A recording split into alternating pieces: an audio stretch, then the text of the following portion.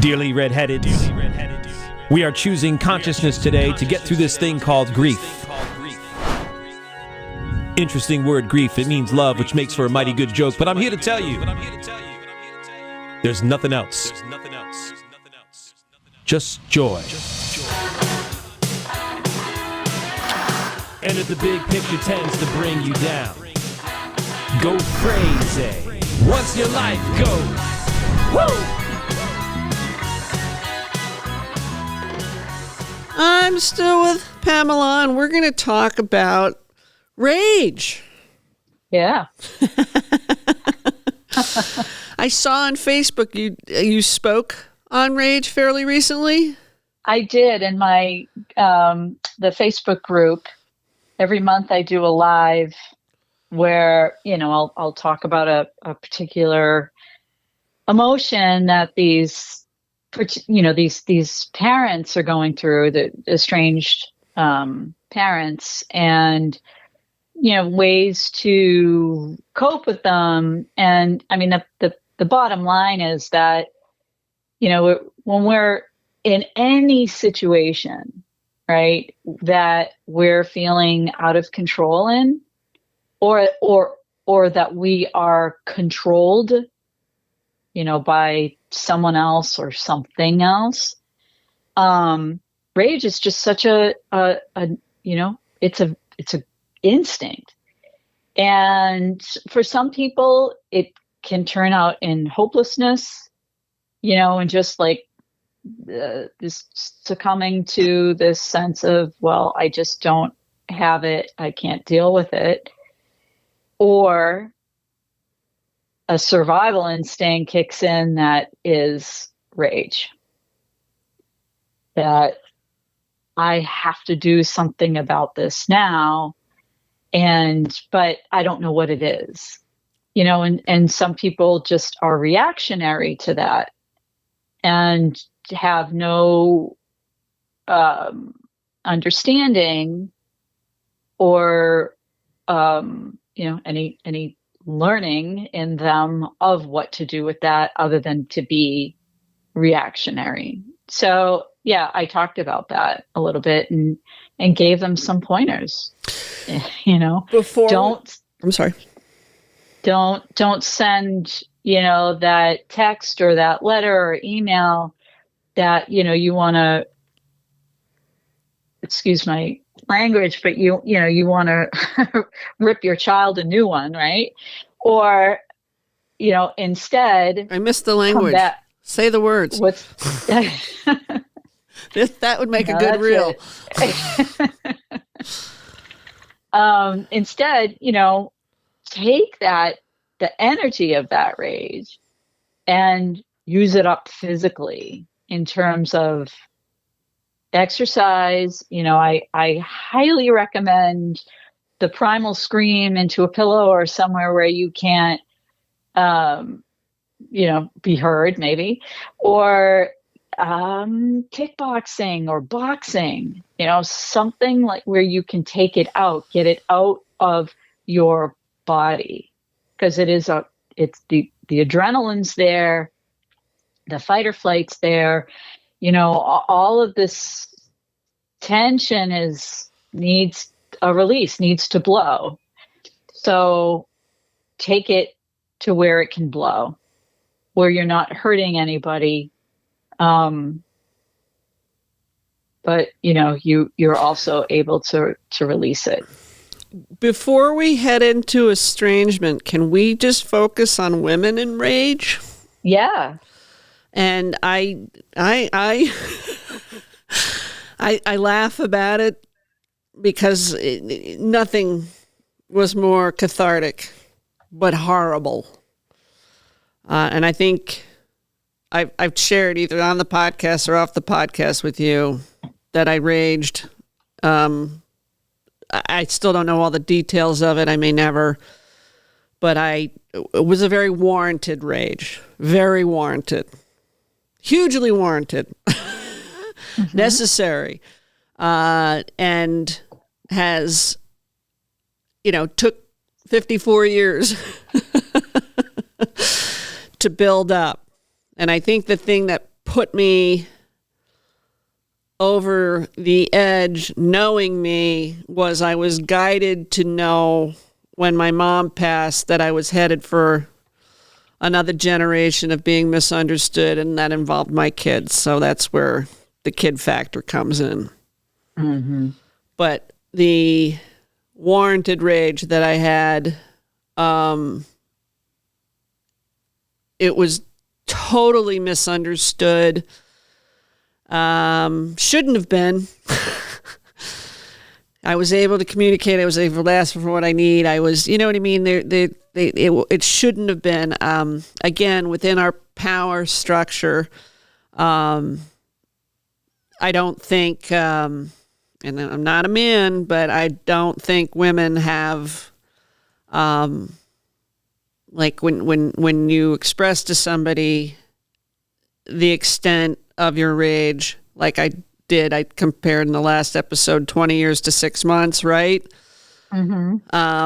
I don't think the average man understood what I meant.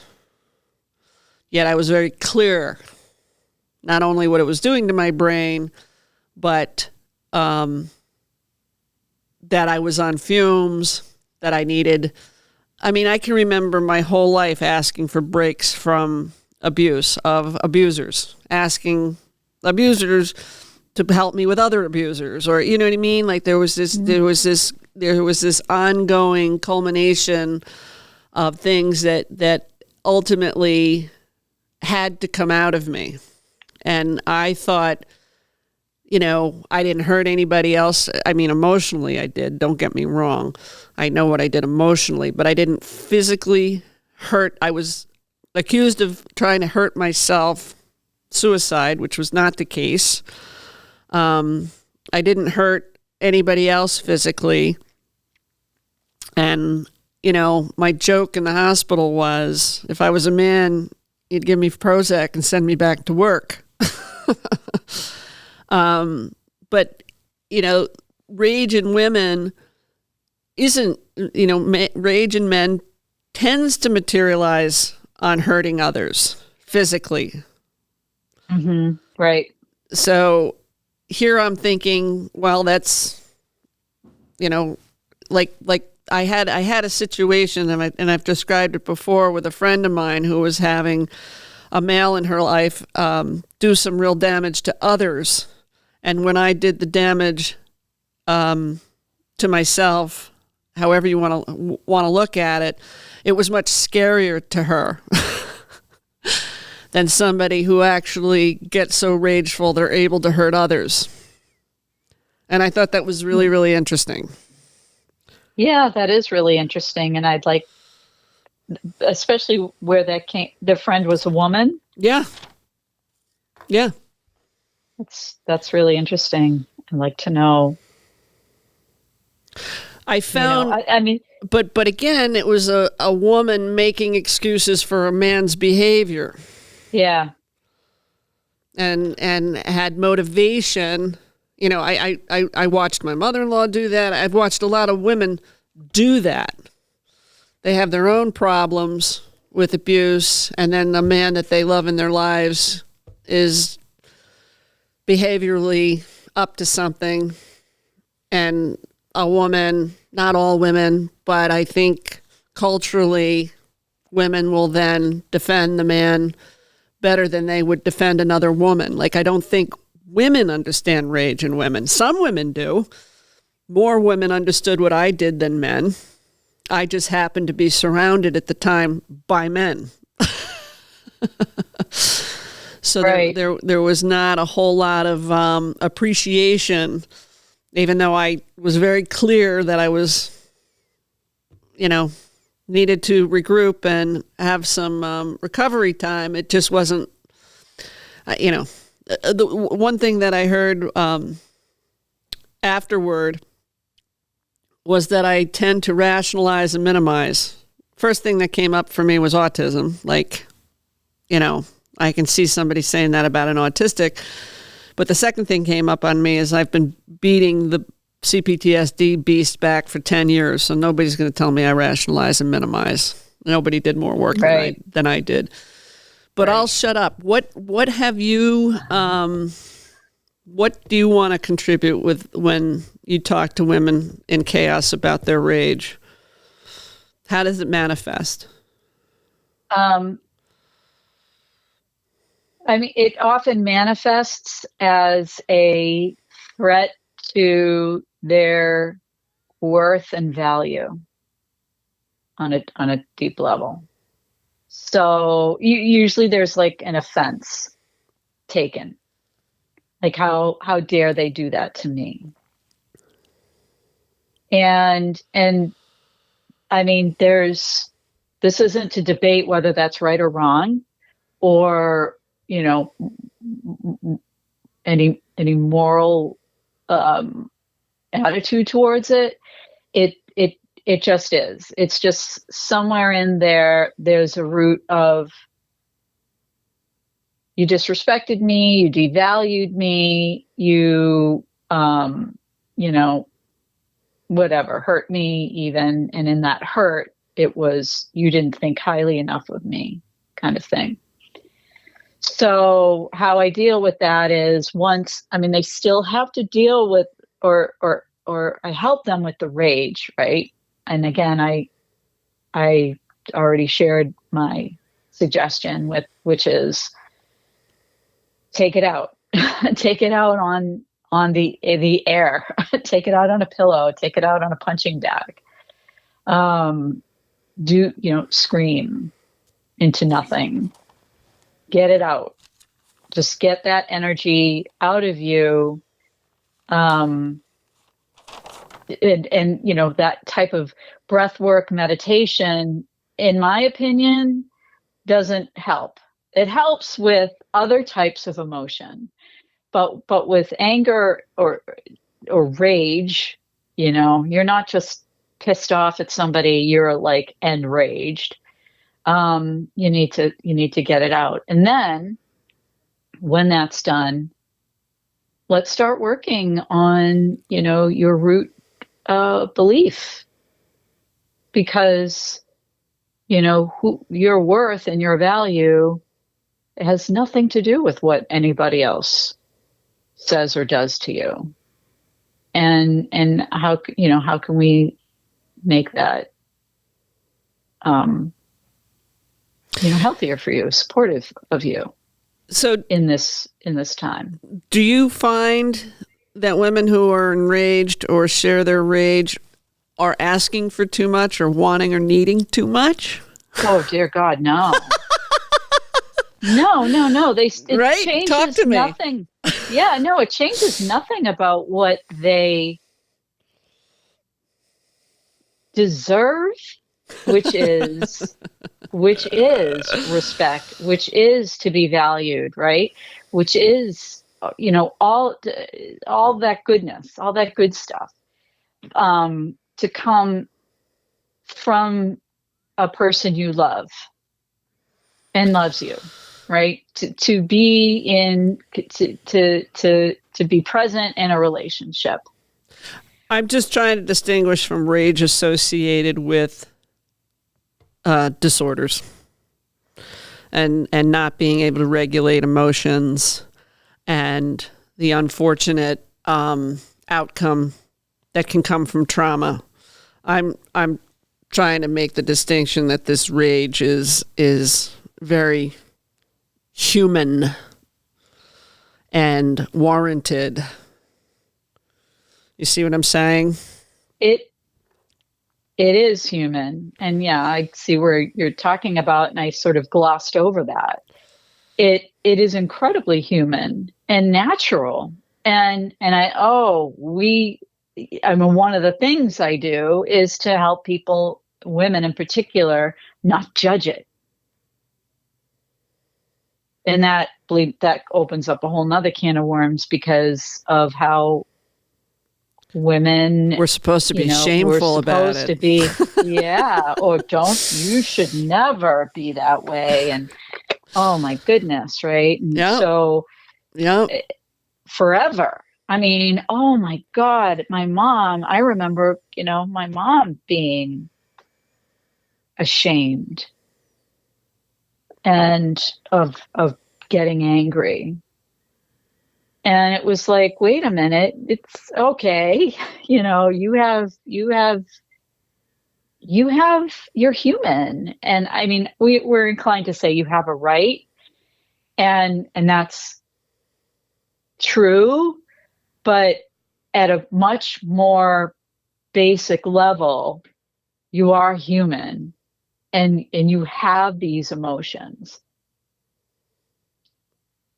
So there's this balancing of kind of being in between I have this right, but also I'm accepting of how I feel, and it is acceptable that I feel this way.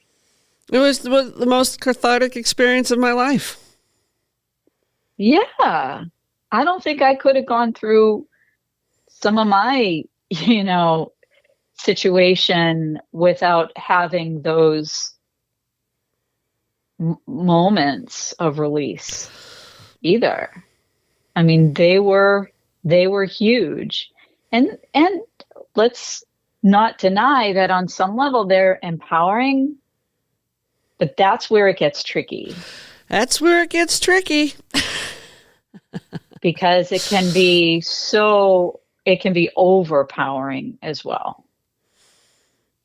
And here I'm talking mostly about men. Listen, women can absolutely be abusers, physical abusers.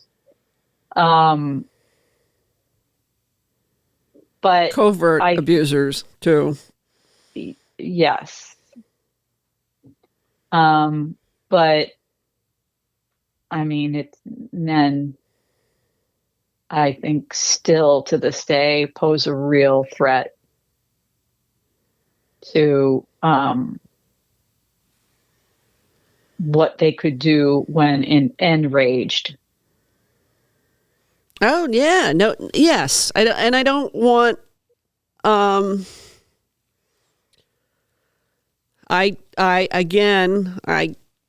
am not an expert, but I'm working on it. I'm trying to find people to talk about rage in women and the difference between men. But I think, if you're not hurting yourself, both men and women capable of doing that, whatever, alcohol, drugs, whatever.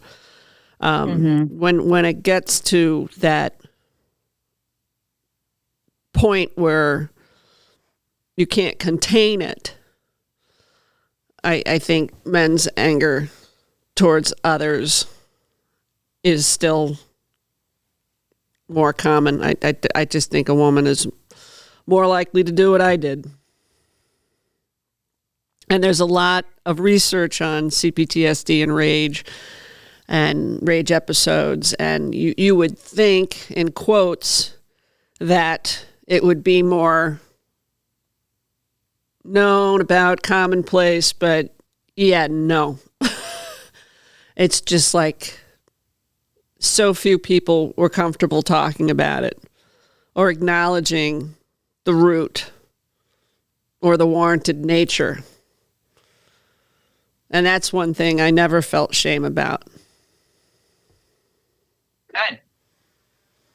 Because it needs to happen. And I can tell you that, the quote unquote spiritual community has a tendency to really want to bypass any of that. It's all love and light, right? It's all happy and good. And hey, there is love and light, but there's also being human. And these things need to be discussed and talked about without shame. So, yeah, and I have had very few people willing to talk to me about it. Not that I approach the average Joe on the street, but it is the thing that made me recognize how important humor is.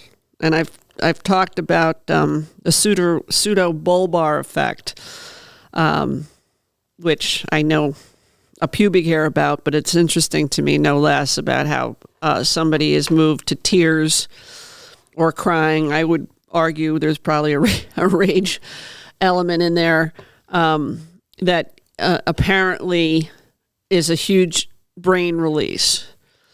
So I didn't do that and not say, okay, well, how can I help people with humor get that release? And there's a point where you can move to laughter from trauma that is a tremendous brain release. And having experienced it, I just want to help people tap into it. It's a central nervous system thing. Yeah, it is. Yep. And I'm still working on how that's gonna manifest, but I'm looking forward to. Similar to yourself, I think the people that find you are seeking healing more than the average bear. Fair. Right. Fair. Very fair.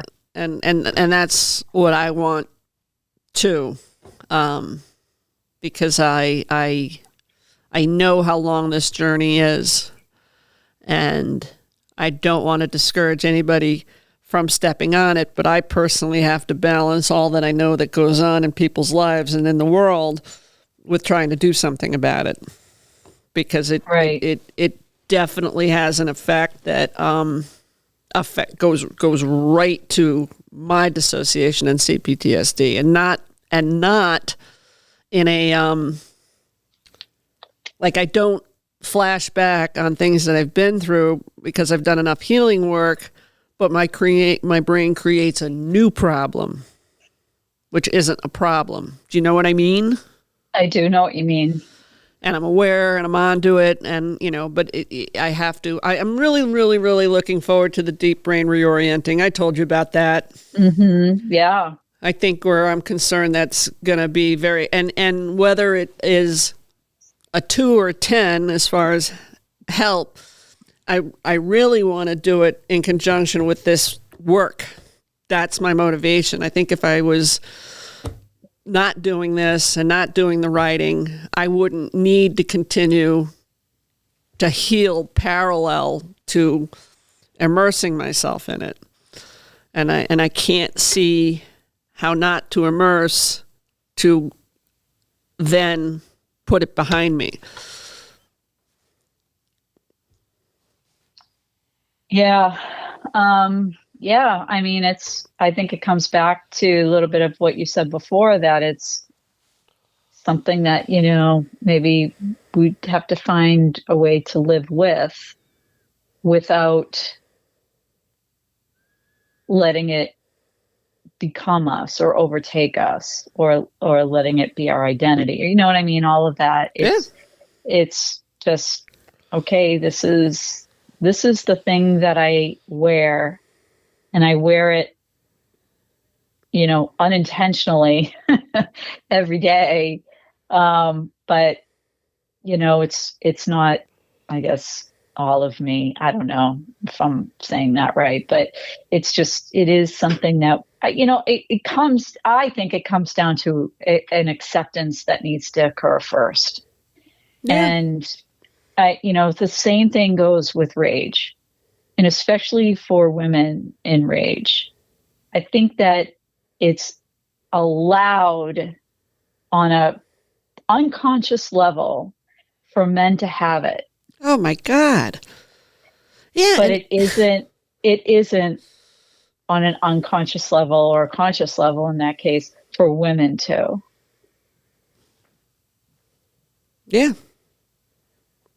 Absolutely. And so speaking to that, and I think that in itself is, and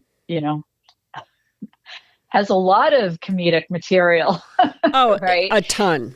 So, and yeah. And I'm very aware. There's 2 men I care about, my sons. Mm-hmm. And I would be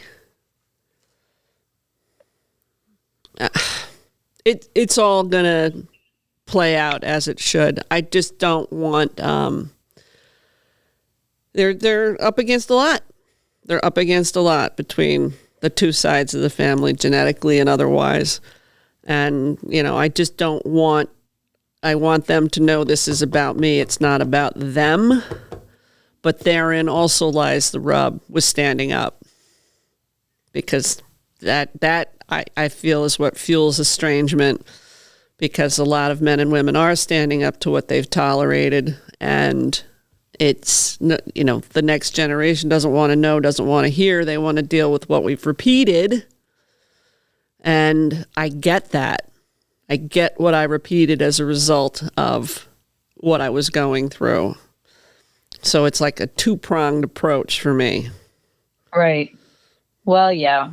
And I mean, it in the context of estrangement, it is complex, because everybody's situation is just so unique and so different. And it's hard because social media is kind of more or less capitalizing on generalities. Therapists. Well, they're calling the rapists, right? Therapists. Oh yeah. That now when you were talking about that. Oh yeah. Saturday Night Live episode. They deserve a special place in comedy hell. Yeah. So. One in particular, I might add. Yeah. Ooh, well, I just, somebody that just betrayed me in ways that I still don't know how to put in perspective. I know why. You sometimes bring up the why versus the what, and I get the why. I very often I get the why. It's just what now. Right. Right. It's that hierarchy. It's that fucking hierarchy that women come up against all the time, and I know men do too. I don't mean to be all inclusive, but yeah. And we're shit. Did I cut you off? What were you saying? No, you didn't. Let's move into estrangement, and I absolutely agree with you with what you said, and I think it's important. This is the end of 3. Yep. Whew, boy, time's such an illusion to me. But anyway, estrangement is one of those. You said it. I'm trying to remember how you said it. It is unique, and what people. It's like the type of thing that you can deal with. Like a level 100 course, 200, 300, 400. Yeah. 500. Yeah. It's like, what course in estrangement are we taking? Where do we want to sit next to one another twice a year for dinner? Or are we really cultivating a relationship? Like what? Because cultivating relationships is not, so many relationships were based on obligation. And you take that obligation out, and there's that rampant estrangement, right? Yes. Thank you for listening and supporting Natural Born Redhead. If you follow the bouncing balls, please like and subscribe. If you know someone interested in sparing others grief and inciting joy, message me on Facebook or reach out via my website, Natural Born Redhead. J-Ma.